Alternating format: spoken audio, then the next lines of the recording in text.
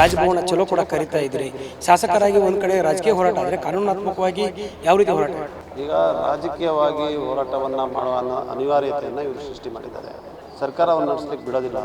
ಯಾರೋ ಒಬ್ಬ ನೇಮಕ ಆಗಿ ಬಂದಿರುವಂಥ ರಾಜ್ಯಪಾಲ ಸರ್ಕಾರ ನಡೆಸ್ತೀನಿ ಅಂತ ಹೇಳಿದ್ರೆ ಇದು ಇವತ್ತು ಸಂವಿಧಾನದ ಮತ್ತು ಪ್ರಜಾಪ್ರಭುತ್ವದ ಕಗ್ಗಲೆ ಆಗ್ತಾ ಇದೆ.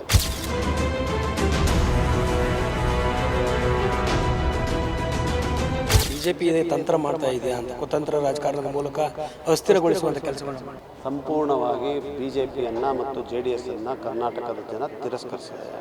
ಯಾವುದೋ ಇಲ್ಲದ ಪ್ರಕರಣವನ್ನು ಕೈಗೆತ್ತಿಕೊಂಡು ಬೀದಿನಲ್ಲಿ ಪಾದಯಾತ್ರೆ ಮಾಡ್ತೀವಿ, ಪ್ರತಿಭಟನೆ ಮಾಡ್ತೀವಿ ಅಂತ ಹೇಳ್ಕೊಂಡು ಹೊಟ್ಟಿದಾರಲ್ಲ, ಇದು ಈ ಮಟ್ಟದ ರಾಜಕಾರಣವನ್ನು ಕರ್ನಾಟಕ ಪಕ್ಷ ಯಾವತ್ತೂ ಕೂಡ ನೋಡಿಲ್ಲ.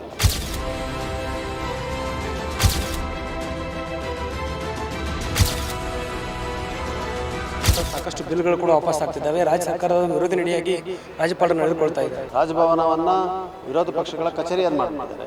ಅದರಿಂದ ಈಗ ಬಿಲ್ಗಳನ್ನು ವಾಪಸ್ ಕೊಡಿಸೋದು, ನಾವು ತಗೊಳ್ಳುವಂಥ ಎಲ್ಲ ಕ್ರಮವನ್ನು ಪ್ರಶ್ನೆ ಮಾಡೋದು, ಈ ರೀತಿಯಾದಂಥ ನಡೆಯನ್ನು ಮಾಡ್ತಾ ಇದ್ದಾರೆ.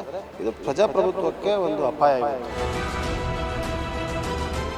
CM ಸಿದ್ದರಾಮಯ್ಯ ಅವರ ವಿರೋಧಿಗಳಿಗೆ ಗೋಡೆಯಾಗಿ ನಿಂತಂಥವರು ಹಿರಿಯ ವಕೀಲ ಪೊನ್ನಣ್ಣ ಸರ್ ನಮ್ಮ ಜೊತೆ ಇದ್ದಾರೆ. ಇವತ್ತು ಸಿದ್ದರಾಮಯ್ಯ ಅವರ ವಿಚಾರ ಕೂಡ ಇದೆ. ಸರ್, ಇವತ್ತು CM ಸಿದ್ದರಾಮಯ್ಯ ಅವರಿಗೆ ಬೆನ್ನಿಗೆ ನೀವು ಆಧಾರವಾಗಿ ನಿಂತಿದ್ದೀರಾ. ಯಾಕಂದರೆ ಮೊದಲಿನಿಂದಲೂ ಕೂಡ ಈ ಮೋಡಾ ಕೇಸ್ನಲ್ಲಿ ಅವರಿಗೆ ಬೆಂಬಲವಾಗಿ ಮಾಡ್ತಾ ಇದ್ದೀರಾ. ಇವತ್ತು ಕೂಡ ವಿಚಾರ ನಡೀತಾ ಇದೆ. ಇವತ್ತು ಯಾವ ರೀತಿಯ ವಿಚಾರಣೆ ಮತ್ತು ಯಾವ ರೀತಿ ಆಕ್ಷೇಪಣೆ ವ್ಯಕ್ತಪಡಿಸ್ತಾರೆ? ಇವತ್ತು ವಿಚಾರಣೆ ಬಹುತೇಕ ಅವರ ಪ್ರತಿವಾದಿಗಳು ಯಾರಿದ್ದಾರೆ ಅವರ ಉತ್ತರವನ್ನು ನೀಡಿ ಅಂತೇಳಿ ಹೋದ ಸತಿ ನಡೆದಂಥ ವಿಚಾರಣೆಯಲ್ಲಿ ಉಚ್ಚ ನ್ಯಾಯಾಲಯ ನಿರ್ದೇಶನವನ್ನು ಕೊಟ್ಟಿದೆ. ಪ್ರತಿವಾದಿಗಳು 3 ಮತ್ತು ಪ್ರತಿವಾದಿ 4 ಅಂದರೆ TJ ಅಬ್ರಾಹಂ ಮತ್ತು ಪ್ರದೀಪ್ ಅವರಿಬ್ಬರೂ ಕೂಡ ಅವರ ಉತ್ತರವನ್ನು ಕೊಟ್ಟಿದ್ದಾರೆ. 5ನೇ ಪ್ರತಿವಾದಿ ಮತ್ತು ರಾಜ್ಯಪಾಲರು ಕೊಟ್ಟಿಲ್ಲ. ಇನ್ನು ಅಂದರೆ ರಾಜ್ಯಪಾಲರು ಕೊಡಬೇಕು ಅಂತ ನಾವು ಹೇಳೋಕ್ಕಾಗೋದಿಲ್ಲ. ಅವರು ಸಾಂವಿಧಾನಿಕವಾದಂಥ ಹುದ್ದೆ, ಅವರು ಕೊಡದೇ ಇರೋ ಕೂಡ ವಾದವನ್ನು ಮಾಡ್ಬೋದು. 5ನೇ ಅವರು ಕೂಡ ಅವ್ರಿಗೆ ಬಿಟ್ಟಂಥದ್ದು, ಅವರ ವಿವೇಚನೆಗೆ ಬಿಟ್ಟಂಥ ವಿಚಾರ. ನಾವಂತೂ ಪೂರ್ಣ ಮಟ್ಟದಲ್ಲಿ ಸಿದ್ಧತೆಯನ್ನು ಮಾಡ್ಕೊಂಡಿದ್ದೀವಿ. ಸರ್ವೋಚ್ಚ ನ್ಯಾಯಾಲಯದ ತೀರ್ಪುಗಳಿರ್ಬೋದು, ಉಚ್ಚ ನ್ಯಾಯಾಲಯದ ತೀರ್ಪುಗಳಿರ್ಬೋದು ಮತ್ತು ಕಾನೂನು ಇರ್ಬೋದು ಮತ್ತು ಈ ಪ್ರಕರಣಕ್ಕೆ ಸಂಬಂಧಪಟ್ಟಂಥ ಎಲ್ಲ ವಿಚಾರಗಳು, ಫ್ಯಾಕ್ಟ್ಸ್ ಮತ್ತು ಸಿದ್ದರಾಮಯ್ಯನವರು ಯಾವ್ಯಾವ ಸಂದರ್ಭದಲ್ಲಿ ಯಾವ್ಯಾವ ಅಧಿಕಾರದಲ್ಲಿದ್ದರು ಅಂತ ಹೇಳುವಂಥದ್ದು ಎಲ್ಲವನ್ನು ಕೂಡ ಭಾಳ ಸ್ಪಷ್ಟವಾಗಿ ನಾವು ತಯಾರು ಮಾಡ್ಕೊಂಡಿದ್ದೀವಿ. ನ್ಯಾಯಾಲಯದ ಮುಂದೆ ಮಂಡನೆಯನ್ನು ಮಾಡ್ತೀವಿ. ನ್ಯಾಯಾಲಯ ಎಷ್ಟು ಸಮಯ ಕೊಡ್ತದೆ, ಯಾವ ರೀತಿ ವಿಚಾರಣೆಯನ್ನು ಮಾಡ್ತಾರೆ ಅಂತ ನಾವು ಕಾದು ನೋಡಬೇಕಾಗುತ್ತೆ. ಅವರು ನಮಗೆ ಪೂರ್ಣ ಮಟ್ಟದ ಸಮಯವನ್ನು ಕೊಟ್ಟರೆ ಪೂರ್ಣವಾದ ವಾದವನ್ನು ಇವತ್ತು ನಾವು ಮುಗಿಸುವಂಥ ಕೆಲಸವನ್ನು ಮಾಡ್ತೀವಿ. ಮತ್ತು ಮುಂದಿನ ದಿವಸಗಳಲ್ಲಿ ಅವರ ಉತ್ತರ ಇರ್ಬೋದು ಮತ್ತು ನಮ್ಮ ಪ್ರತಿ ಉತ್ತರ ಇರ್ಬೋದು, ಇದಕ್ಕೆಲ್ಲ ಕೂಡ ನ್ಯಾಯಾಲಯ ಅವಕಾಶ ಕೊಡಬೇಕು. ಆದರೆ ಯಾವ ರೀತಿ ನ್ಯಾಯಾಲಯ ಈ ಪ್ರಕರಣವನ್ನು ನಡ್ಸ್ಕೊಂಡು ಹೋಗಬೇಕು ಅದು ನ್ಯಾಯಾಲಯಕ್ಕೆ ಬಿಟ್ಟಂಥದ್ದು. ಇವತ್ತು ನಾಳೆ ನಾಡಿದ್ದು ಯಾವ ಥರ ಮಾಡ್ತಾರೋ ಅಲ್ಲ, ಇನ್ನೊಂದು ವಾರ ಬಿಟ್ಟು ಮಾಡಿ ಅದು ಅವರಿಗೆ ಬಿಟ್ಟಂಥ ವಿಚಾರ. ಅವರ ನ್ಯಾಯಾಲಯ ಯಾವ ಥರ ಹೇಳ್ತಾರೆ ಆ ರೀತಿ ನಮ್ಮ ವಾದವನ್ನು ಮಾಡಿಸ್ತಾರೆ. ರಾಜ್ಯಪಾಲರು ರಾಜ್ಯದ ಮುಖ್ಯಸ್ಥರು ಸಾಂವಿಧಾನಿಕವಾಗಿ ನಡ್ಕೋಬೇಕು, ಅವರು ತಾರತಮ್ಯ ಮಾಡ್ತಿದ್ದಾರೆ ಅನ್ನುವಂಥ ಆರೋಪ ನಿಮ್ಮದಾಗಿದೆ. ರಾಜಭವನ ಚಲೋ ಕೂಡ ಕರಿತಾ ಇದ್ದೀರಿ. ಶಾಸಕರಾಗಿ ಒಂದು ಕಡೆ ರಾಜಕೀಯ ಹೋರಾಟ ಆದರೆ ಕಾನೂನಾತ್ಮಕವಾಗಿ ಯಾವ ರೀತಿ ಹೋರಾಟ? ಈಗ ರಾಜಕೀಯವಾಗಿ ಹೋರಾಟವನ್ನು ಮಾಡುವ ಅನಿವಾರ್ಯತೆಯನ್ನು ಇವರು ಸೃಷ್ಟಿ ಮಾಡಿದ್ದಾರೆ. ನಮಗೆ ಆಯ್ಕೆಯಾಗಿರುವಂಥ ಸರ್ಕಾರವನ್ನು ನಡೆಸಲಿಕ್ಕೆ ಬಿಡೋದಿಲ್ಲ. ಯಾರೋ ಒಬ್ಬ ನೇಮಕ ಆಗಿ ಬಂದಿರುವಂಥ ರಾಜ್ಯಪಾಲ ಸರ್ಕಾರ ನಡೆಸ್ತೀನಿ ಅಂತ ಹೇಳಿದ್ರೆ ಇದು ಇವತ್ತು ಸಂವಿಧಾನದ ಮತ್ತು ಪ್ರಜಾಪ್ರಭುತ್ವದ ಕಗ್ಗಲೆ ಆಗ್ತಾಯಿದೆ. ಜನರ ತೀರ್ಮಾನಕ್ಕೆ ಮಾನ್ಯತೆ ಸಿಗ್ತಾಯಿಲ್ಲ ಅಂತ ಹೇಳಿದ್ರೆ ಮತ್ತು ಚುನಾವಣೆ ಆಗಬೇಕು, ಮತ್ತು ಪ್ರಜಾಪ್ರಭುತ್ವ ಆಗಬೇಕು. ಅದರಿಂದ ಇದನ್ನು ವಿರೋಧಿಸಲೇಬೇಕಾಗುತ್ತೆ. ಮತ್ತು ದೇಶದ ಜನರಿಗೆ ಗೊತ್ತಾಗಬೇಕು ಏನು ನಡೀತಾ ಇದೆ ಅಂತ ಹೇಳುವಂಥದ್ದು. ಇವತ್ತು ರಾಜ್ಯಪಾಲರು ತಗೊಳ್ತಾ ಇರುವಂಥ ಎಲ್ಲ ನಡೆ ಕೂಡ ಕಾನೂನು ಬಾಹಿರವಾಗಿದೆ, ಅಸಂವಿಧಾನಿಕವಾಗಿದೆ. ಅದನ್ನು ಬಹಿರಂಗಪಡಿಸುವಂಥದ್ದು ನಮ್ಮ ಜವಾಬ್ದಾರಿ. ಅದನ್ನು ನಾವು ಮಾಡ್ತೀವಿ. ಸರ್, ಸಚಿವ ಸಂಪುಟ ಸಭೆ ಕೂಡ 163 ಅಡಿಯಲ್ಲಿ ಸಲಹೆ ನೀಡಿತು. ಆದರೆ RTI ಕಾರ್ಯಕರ್ತರು ನೀಡುವಂಥ ಒಂದು ದೂರಿಗೆ ಬೆಲೆ ಕೊಡ್ತಾರೆ, ಸಚಿವ ಸಂಪುಟದ ಸಲಹೆಗೆ ಬೆಲೆ ಕೊಡ್ತಾ ಇಲ್ಲ. ನೋಡಿ, ಸಚಿವ ಸಂಪುಟ ನೀಡಿದಂಥ ತೀರ್ಮಾನಗಳಲ್ಲಿ ಬದ್ಧವಾಗಿಯೇ ರಾಜ್ಯಪಾಲರು ಕೆಲಸ ಮಾಡಬೇಕು. ಆದರೆ ಅದಕ್ಕೆ ಅವ್ರು ಮಾನ್ಯತೆಯನ್ನು ಕೊಡ್ತಾ ಇಲ್ಲ. ಯಾವ ಲೋಕಾಯುಕ್ತ ಪೊಲೀಸ್ SIT ತನಿಖೆಯನ್ನು ಸರ್ವೋಚ್ಚ ನ್ಯಾಯಾಲಯದ ನಿರ್ದೇಶನದ ಮೇಲೆ ಆದಂಥ SIT ತನಿಖೆ ಮಾಡಿ ಚಾರ್ಜ್ ಶೀಟ್ ಕೊಟ್ಟಿದ್ದಾರೆ, ಅಭ್ಯೋಜನೆಯನ್ನು ಕೇಳಿದ್ದಾರೆ. ಅದ್ರ ಬಗ್ಗೆ ತೀರ್ಮಾನ ಮಾಡ್ತಾಯಿಲ್ಲ. ಲೋಕಾಯುಕ್ತ ಪೊಲೀಸ್ ಮಾಡ್ತಾ ಇರುವಂಥ ತನಿಖೆಗಳೆಲ್ಲ ಆದಮೇಲೆ ಈ ಚಾರ್ಜ್ ಶೀಟ್ ಕೊಟ್ಟಿರೋದಕ್ಕೆ ಅಭ್ಯೋಜನೆಯನ್ನು ಕೊಡ್ತಾಯಿಲ್ಲ. ಮತ್ತು ಪೂರ್ವ ಅನುಮತಿ ಲೋಕಾಯುಕ್ತ ಪೊಲೀಸ್ ಕೇಳಿರೋದನ್ನು ಕೊಡ್ತಾಯಿಲ್ಲ. ನಾಗರಿಕರು ಕೇಳೋದನ್ನು ಮುಖ್ಯಮಂತ್ರಿಗಳ ಮೇಲೆ ಕೊಡ್ತಾರೆ. ಯಾವ ಮುಖ್ಯಮಂತ್ರಿಗಳ ಸಲಹೆಯ ಮೇಲೆ ಇವರು ಕೆಲಸ ಮಾಡಬೇಕು. ಅವರ ವಿರುದ್ಧ ಪೂರ್ವ ಅನುಮತಿಯನ್ನು ನಾಗರಿಕರಿಂದ ಅರ್ಜಿ ತೊಗೊಂಡು ಕೊಡ್ತಾರೆ. ಇದನ್ನು ಕೊಡೋಲ್ಲ. ಇದಕ್ಕಿಂತ ತಾರತಮ್ಯ ನೋಡ್ಲಿಕ್ಕೆ ಸಾಧ್ಯ ಇದೆಯಾ? ಮತ್ತು ಇದಕ್ಕಿಂತ ರಾಜಕಾರಣ ನಾವು ನೋಡ್ಲಿಕ್ಕೆ ಸಾಧ್ಯ ಇದೆ? ಇದನ್ನು ಪ್ರಮುಖವಾಗಿ ಸರ್, ಈಗ ಪ್ರದೀಪ್ ಕುಮಾರ್ ಅವರು JDSನ ಮುಖ್ಯಸ್ಥ ಅನ್ನೋದು ಒಂದು ಕಡೆ ಆದರೆ, ಕುಮಾರಸ್ವಾಮಿ ಅವರ ಮೇಲೆ ಪ್ರಕರಣ ಇದೆ, ಲೋಕಾಯುಕ್ತ ಚಾರ್ಜ್ ಶೀಟ್ ಸಲ್ಲಿಸಿದೆ. ಅಲ್ಲ, ಪ್ರದೀಪ್ ಕುಮಾರ್ ಅವರು ಯಾವುದೇ ಮುಖ್ಯಸ್ಥರಾಗಿರ್ಬೋದು, ಅವರು ಅರ್ಜಿ ಸಲ್ಲಿಸಿದ್ದಾರೆ. ಅವ್ರ ಅರ್ಜಿನೇ ಸಲ್ಲಿಸಬಾರ್ದು ಅಂತ ನಾವು ಹೇಳೋಕ್ಕಾಗೋದಿಲ್ಲ. ಅರ್ಜಿ ಸಲ್ಲಿಸಿದಾಗ ಒಬ್ಬ ರಾಜ್ಯಪಾಲರು ಯಾವ ಥರ ನಡ್ಕೋಬೇಕು ಅದು ಭಾಳ ಮುಖ್ಯ. ಅರ್ಜಿ ಸಲ್ಲಿಸ್ತಾರೆ, ಅವರು ರಾಜಕೀಯ ಪಕ್ಷದಲ್ಲಿ ಗುರುತಿಸ್ಕೊಂಡಿದ್ದಾರೆ, ವಕೀಲರಿದ್ದಾರೆ, ಮಾಡ್ತಾರೆ.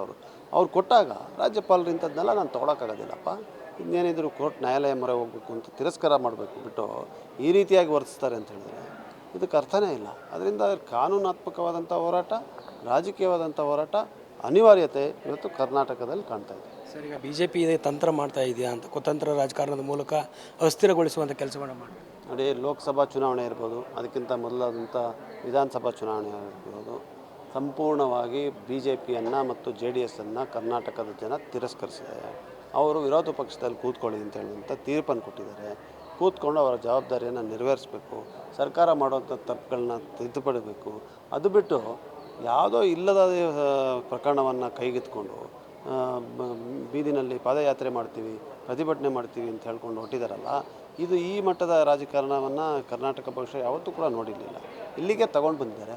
ಜನ ಇದಕ್ಕೆ ಸರಿಯಾದ ಉತ್ತರವನ್ನು ಕೊಡ್ತಾರೆ. ರಾಜ್ಯ ಸರ್ಕಾರದ ಸಾಕಷ್ಟು ಬಿಲ್ಗಳು ಕೂಡ ವಾಪಸ್ ಆಗ್ತಿದ್ದಾವೆ. ರಾಜ್ಯ ಸರ್ಕಾರದ ವಿರೋಧಿ ನಡೆಯಾಗಿ ರಾಜ್ಯಪಾಲರು ನಡೆದುಕೊಳ್ತಾ ಇದ್ದಾರೆ. ಖಂಡಿತವಾಗೂ ರಾಜ್ಯಪಾಲರು ಇವತ್ತು ರಾಜಕಾರಣಕ್ಕೆ ಬಲಿಯಾಗಿದ್ದಾರೆ. ರಾಜಭವನವನ್ನು ವಿರೋಧ ಪಕ್ಷಗಳ ಕಚೇರಿಯನ್ನು ಮಾಡಿಬಿಟ್ಟಿದ್ದಾರೆ. ಅದರಿಂದ ಈಗ ಬಿಲ್ಗಳನ್ನು ವಾಪಸ್ ಕಳಿಸೋದು, ನಾವು ತಗೊಳ್ಳೋಂಥ ಎಲ್ಲ ಕ್ರಮವನ್ನು ಪ್ರಶ್ನೆ ಮಾಡೋದು, ಈ ರೀತಿಯಾದಂಥ ನಡೆಯನ್ನು ಮಾಡ್ತಾಯಿದ್ದಾರೆ. ಇದು ಪ್ರಜಾಪ್ರಭುತ್ವಕ್ಕೆ ಒಂದು ಅಪಾಯ. ಇವತ್ತು ಕರ್ನಾಟಕದಲ್ಲಿ ನಾವೇನು ನೋಡ್ತಾ ಇದ್ವಿ, democracy is under challenge, is under threat. ಪ್ರಜಾಪ್ರಭುತ್ವದ ಮೇಲೆ ಭಾಳ ಒಂದು ಅಪಾಯ ಇವತ್ತು ನಮಗೆ ಕಾಡ್ತಾ ಇದೆ. ಅದರಿಂದ ಇದರ ವಿರುದ್ಧ ಜನ ಎದ್ದೇಳಬೇಕು. ಯಾರು ನಾವು ಜನಪ್ರತಿನಿಧಿಗಳಿದ್ದೀವಿ ನಾವು ಎದ್ದೇಳಬೇಕು. ಮಾಧ್ಯಮದವರು ತಾವು ಕೂಡ ಇದರ ವಿರುದ್ಧ ಪ್ರತಿಭಟನೆ ಮಾಡಬೇಕು. ಕೊನೆಯ ಪ್ರಶ್ನೆ, ಸಿದ್ದರಾಮಯ್ಯ ಅವರಿಗೆ ಏನಾದರೂ ತನಿಖೆಗೆ ಆದೇಶ ಹೊರಡಿಸಿದರೆ ಕೋರ್ಟ್, ಮುಂದಿನ ಕಾನೂನು ಹೋರಾಟ ಯಾವ ರೀತಿ ಇರುತ್ತೆ? ನೋಡಿ, ಈಗಾಗಲೇ ನಾನು ಹೇಳಿದ್ದೀನಿ, ಈ ಪ್ರಕರಣಕ್ಕೂ ಮುಖ್ಯಮಂತ್ರಿಗಳಾಗಿರೋಂಥದ್ದಕ್ಕೂ ಸಂಬಂಧ ಇಲ್ಲ. ನಾವು ಇದು ಹೈಕೋರ್ಟ್ನಲ್ಲಿ ಹಾಕಿಲ್ಲ ಅಂದರೂ ಅವರೇ ಮುಖ್ಯಮಂತ್ರಿ ಯಾರಾಗಬೇಕು ರಾಜ್ಯದ್ದು ಅಂಥೇಳಿ ರಾಜ್ಯಪಾಲರು ತೀರ್ಮಾನ ಮಾಡೋದಲ್ಲ, ರಾಜ್ಯದ ಜನತೆ ತೀರ್ಮಾನ ಮಾಡೋದು. ಅವರು ಈಗಾಗಲೇ ತೀರ್ಮಾನವನ್ನು ಮಾಡಿದ್ದಾರೆ. 136 ಶಾಸಕರನ್ನು ಗೆಲ್ಲಿಸಿ ಶಾಸಕಾಂಗ ಪಕ್ಷದ ನಾಯಕರಾಗಿ ಸಿದ್ದರಾಮಯ್ಯನವರು ಆಯ್ಕೆ ಆಗಿದ ನಂತರ ಅವರು ಅಲ್ಲಿ ನಾಯಕರಾಗಿ ಉಳಿಯೋವರೆಗೂ ಅವರೇ ಮುಖ್ಯಮಂತ್ರಿ. ಅವರನ್ನು ಅಸ್ಥಿರಗೊಳಿಸುವಂಥ ಕೆಲಸ ಆಗ್ತಿದೆ. ಅಸ್ಥಿರಗೊಳಿಸುವಂಥ ಭಾಳ ದೊಡ್ಡ ಪ್ರಯತ್ನ, ದೊಡ್ಡ ಷಡ್ಯಂತ್ರ ನಡೀತಾ ಇದೆ. ಆದರೆ ಪ್ರಜಾಪ್ರಭುತ್ವ ಗೆಲ್ತದೆ, ಸಂವಿಧಾನ ಗೆಲ್ತದೆ. ಇದಿಷ್ಟು ಶಾಸಕರು ಮತ್ತು ಹಿರಿಯ ವಕೀಲರಾದ ಪೊನ್ನಣ್ಣವರ ಮಾತು. ಮುಖ್ಯಮಂತ್ರಿ ಸಿದ್ದರಾಮಯ್ಯ ಅವರಿದ್ದಾರೆ, ಅವರಿಗೆ 136 ಜನರ ಬೆಂಬಲದಿಂದ ಮುಖ್ಯಮಂತ್ರಿಗಳಾಗಿದ್ದಾರೆ. ಪ್ರಜಾಪ್ರಭುತ್ವ ಇಲ್ಲಿ ಗೆಲ್ಲುತ್ತೆ ಅನ್ನುವಂಥ ಮಾತನ್ನು ಹೇಳ್ತಾ ಇರುವಂಥದ್ದು. ಕ್ಯಾಮರಾ ಪರ್ಸನ್ ಪವನ್ ಜೊತೆ ದುರ್ಗೇಶ್ ನಾಯ್ಕ, ಗ್ಯಾರಂಟಿ ನ್ಯೂಸ್, ಬೆಂಗಳೂರು.